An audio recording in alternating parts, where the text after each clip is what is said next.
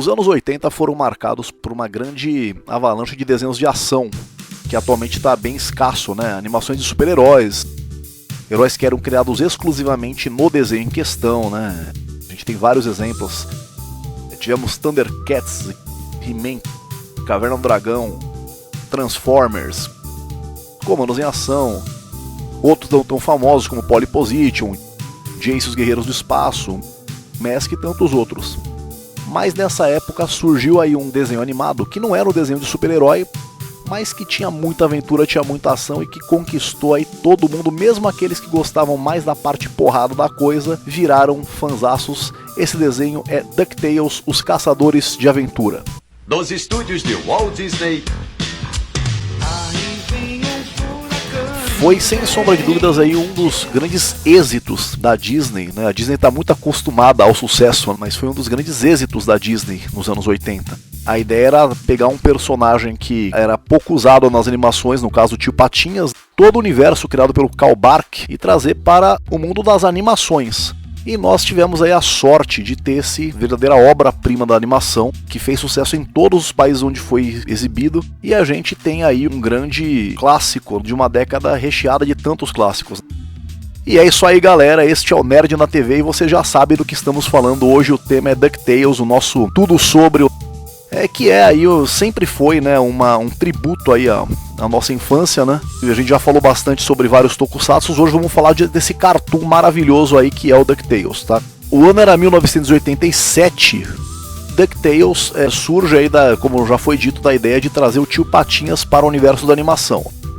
E o desenho parte da seguinte premissa: como os executivos da Disney, além de artistas, são pessoas de uma visão comercial impressionante, né? Tiveram a ideia de colocar em alguns episódios o Pato Donald, que é aí uma das grandes estrelas do estúdio, para aí a gente ir sendo absorvido pela atmosfera dos outros personagens, e aí o Pato Donald acaba tomando o caminho dele e o desenho caminha perfeitamente aí com os outros personagens, tá?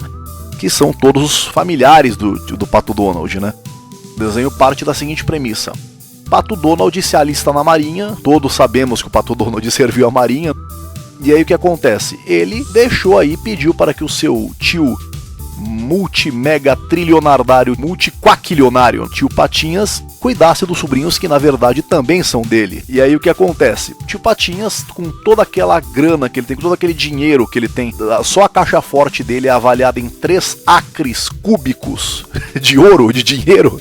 Ele tem muita grana, mas ele é solitário, gosta muito de ganhar dinheiro, várias e várias formas de ganhar dinheiro. E aí o que acontece? Os sobrinhos acabam ganhando o coração duro do Tio Patinhas, né? Ele que sempre teve, embora ele seja duro com o Pato Donald, mas sempre teve muito carinho pelo Pato Donald, ele acaba tendo esse carinho também pelo Huguinho, Zezinho e Luizinho.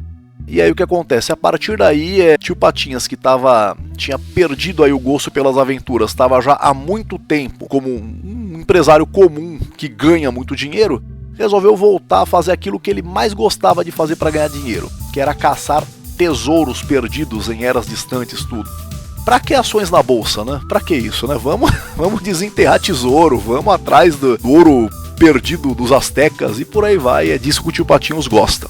E ele levava, na maioria das vezes, os sobrinhos com ele e é isso que dava o tom das histórias. A gente tem aí, como eu disse, em uma época em que os desenhos de ação dominavam a TV, é impressionante como esse desenho explodiu, e em especial no Brasil, gente. Além da máxima da TV brasileira, o Silvio Santos fez uma parada das crianças num Dia das Crianças, onde ele trouxe os bonecos originais da Disney para fazer uma parada daquele típica daquelas paradas americanas mesmo, que ele sempre gosta, sempre mostra tanto nos programas dele. Ele abriu espaço na programação de domingo para exibir um episódio especial de DuckTales. E ele deu uma pompa pra esse desenho que parecia que ele tava contratando, sei lá, um artista super, entendeu? Essa foi a importância que esse desenho teve, todo o resto do mundo também. Vários produtos, brinquedos, jogos de videogame. A gente não vê isso, a gente não vê esse tipo de tratamento por nenhum outro desenho hoje em dia, né, galera? A gente não vê, a TV aberta não tem mais não dá mais esse tipo de respaldo para esse tipo de trabalho, para esse tipo de entretenimento. Mesmo o remake, que será o tema do nosso próximo programa, porque esse remake realmente ficou espetacular, gente. teve essa pompa toda. A gente tem que entender que os tempos são outros. Nós vamos falar disso também no próximo vídeo comentário, já vai ser o próximo. Então nós temos aqui os personagens. Todo o desenho se segura no carisma dos personagens. A gente tem o Guinho, Zezinho e Luizinho, que tem aí personalidades bem parecidas, além da aparência física, já que são trigêmeos, né? São aí uma versão um pouco mais comportada do Bart Simpson, mas eles também aprontam legal. São membros assíduos dos Escoteiros Mirins. Tem poucas diferenças entre as personalidades deles nessa versão do desenho. E são, né, assim como o Tio Patinhas, eles são conhecidíssimos não apenas dos quadrinhos da Disney, né, de Patópolis, mas também são conhecidíssimos aí da era de ouro da animação, das animações Disney, né? Eles apareciam bastante no desenho do Pato Donald.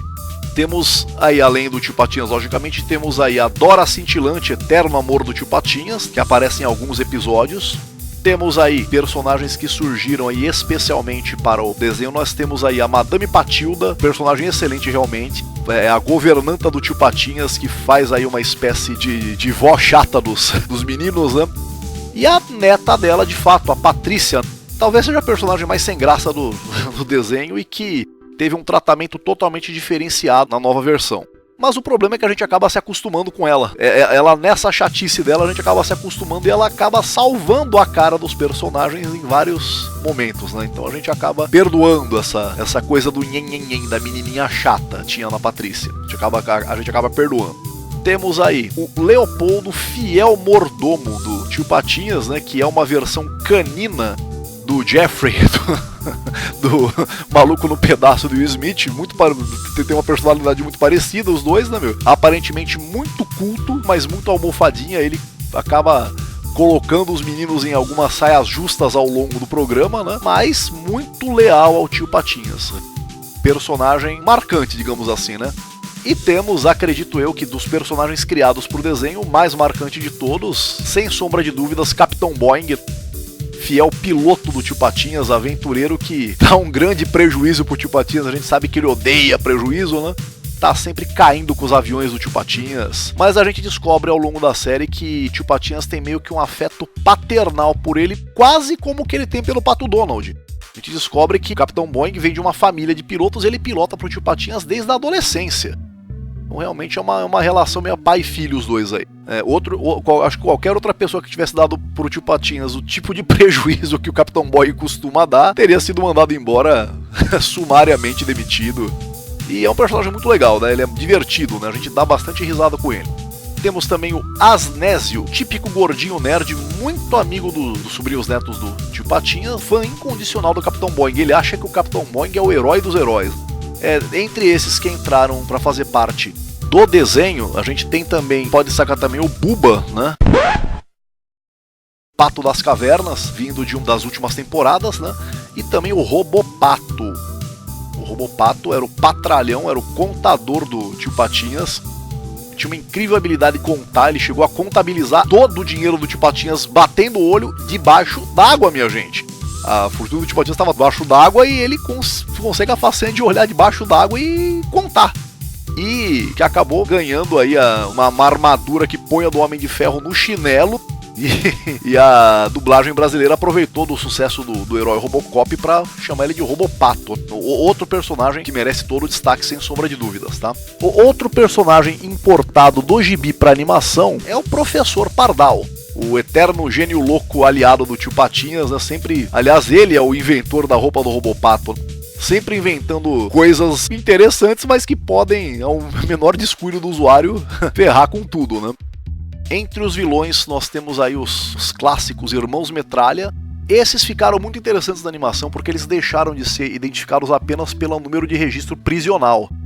Passaram a ter nomes, né? Os mais recorrentes são Tampinha, que é o líder, aparentemente o mais inteligente dos Irmãos Metralha. O Montanha, né? O próprio nome já diz, um grandalhão bruto, né? Gosta de resolver tudo no braço. E o Pipa, um comilão gordinho com a personalidade infantil.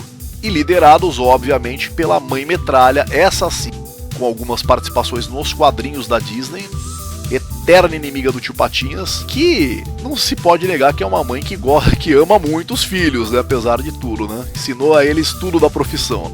Temos também aí a querida Maga Patológica. Digo querida porque realmente ela é uma das vilãs mais carismáticas dos quadrinhos, das histórias do Tio Patinhas, e ela tá presente, não poderia não estar, sempre obcecada pela moeda número 1 do Tio Patinhas, né? Aqui ela tá mais ardilosa do que nunca, ela aparece em muitos episódios, né? E o principal inimigo do Tio Patinhas, logicamente estamos falando do Pão Duro McMoney, outro mega quaquilionário, mas que não chega nem perto da fortuna do Tio Patinhas e que tem uma obsessão incrível em ser o pato mais rico do mundo. Ele não se conforma em ser o segundo.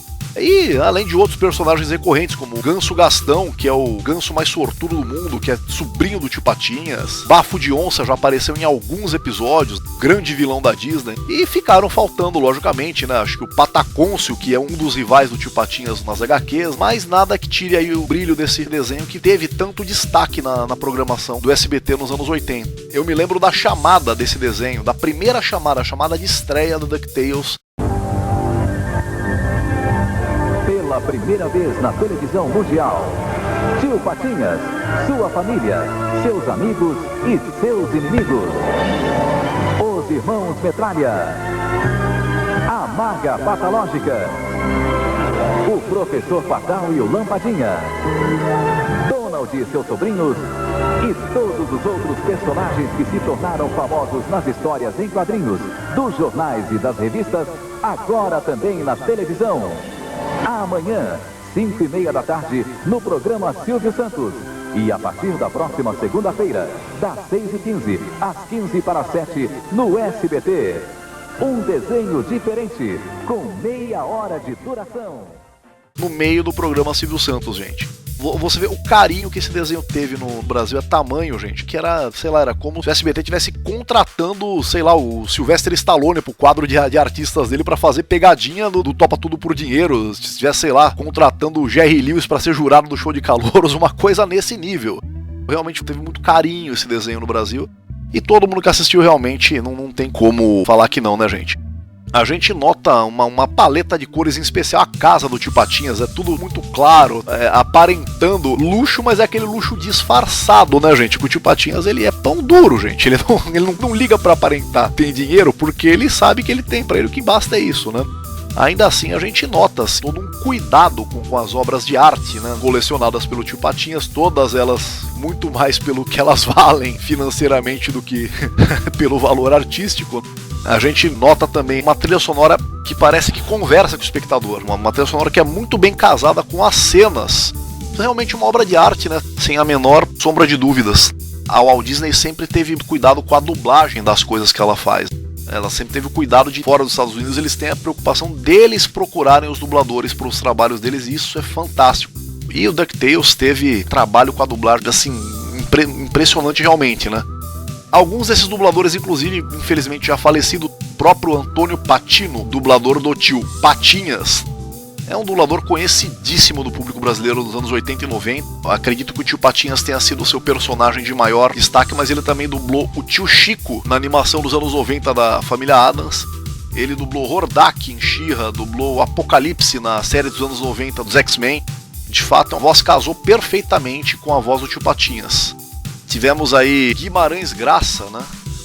Dublador do Leopoldo, né? Dublador também do Sr. Miyagi e dublador da primeira versão do Mestre Yoda, na primeira dublagem dele no Brasil, né? Do Star Wars. Tamanho não importa. Olhe para mim. Pelo meu tamanho você me julga? Por isso não deverá. Pois meu aliado é a força. E um poderoso aliado ela é. Tivemos aí várias pontas do Oder Casarré, né, que era o dublador do Pica-Pau, né, um dos dubladores do Pica-Pau, né, que era também o corintiano da escolinha do professor Raimundo. Várias pontas da lenda da dublagem, Orlando Drummond, mais uma vez dublando o Bafo de Onça, né. A gente sabe que personagem que o Orlando Drummond dubla, a gente não consegue mais imaginar outra pessoa dublando, né. E tivemos vários dubladores clássicos. Realmente a gente nota um cuidado em cada aspecto do desenho, inclusive para a exibição dele no Brasil. Começa a ser exibido no programa Carrossel, alternando com outro grande desenho da época, que era Jane e as Hologramas. Merece, sem dúvida, um vídeo comentário aqui também. Uou, Jane, contagiante, chocante, meu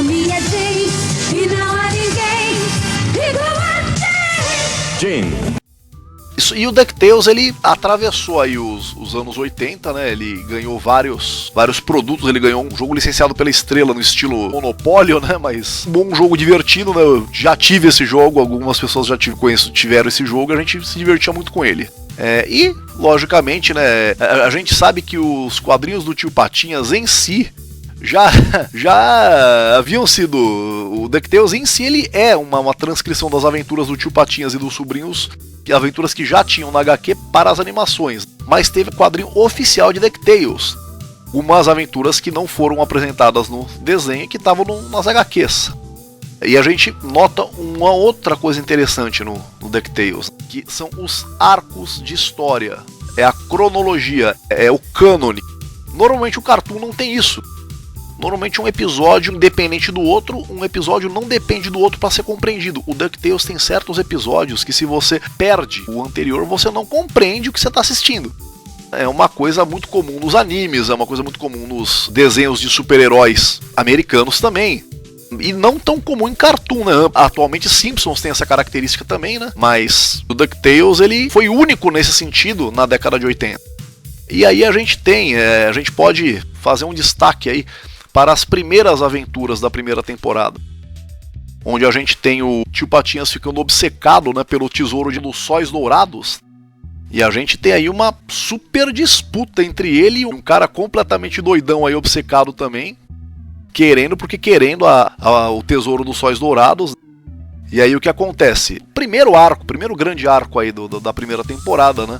E o arco final é onde o Tio Patinhas vai atrás, recebe uma proposta, né? Como grande administrador que é, ele e o Pão Duro, McMoney, recebem uma proposta do oligarca Cavanhaque, né? Para ser o comerciante, né? Que vai ter o direito exclusivo de comercializar as frutas vagalume. E aí venceria quem tivesse a maior fortuna. E aí o Tio Patinhas parte por uma disputa épica, aí onde a princípio ele vence o Pão Duro McMoney pelo peso da moedinha número 1. Pesaram numa balança, a moedinha número 1 deu um pouco mais de peso. Pão Duro McMoney trapaceia, coloca umas barras de aço no meio e tal, e no final o Tio Patinhas leva a melhor novamente, né? É um spoiler e tanto, mas é um desenho antigo, né, gente? Se você assistiu esse vídeo até aqui, então você com certeza é fã de DuckTales e já viu isso, né, galera? A música de abertura é simplesmente fantástica, gente. Disney.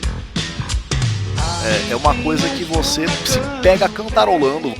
Uma coisa que a gente percebe é que toda a letra da música, toda a letra brasileira da música de abertura, ela é uma propaganda do que acontece no desenho, cantada por ninguém menos do que o eterno bozo Luiz Ricardo. Pouca gente sabe disso, mas mais recentemente ele cantou essa música no programa do Gentili, aí acompanhado pelo Traje Rigor.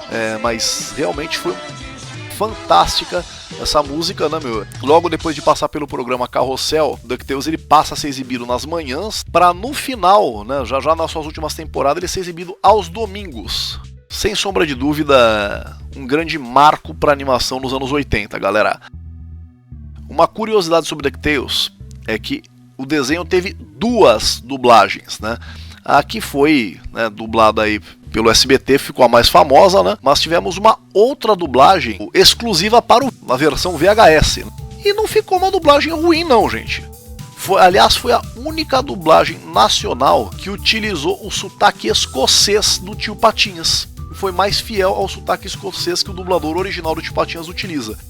É claro, né, gente, o carisma da voz do Antônio Patini, ela se sobrepõe a essa característica, né? Mas é um mérito do outro dublador. Sem sombra de dúvida, é um mérito do outro dublador. Essa foi a primeira parte do nosso vídeo comentário, do nosso Tudo Sobre, falando sobre DuckTales, tá? Nosso próximo vídeo nós vamos falar da nova versão de DuckTales e vamos fazer algumas comparações entre as duas versões, galera. Então, pra você que gostou, dá o seu joinha pra gente, compartilhe, se inscreva no nosso canal, vamos ajudar o Nerd da TV a crescer, beleza, galera? Então, forte abraço, valeu!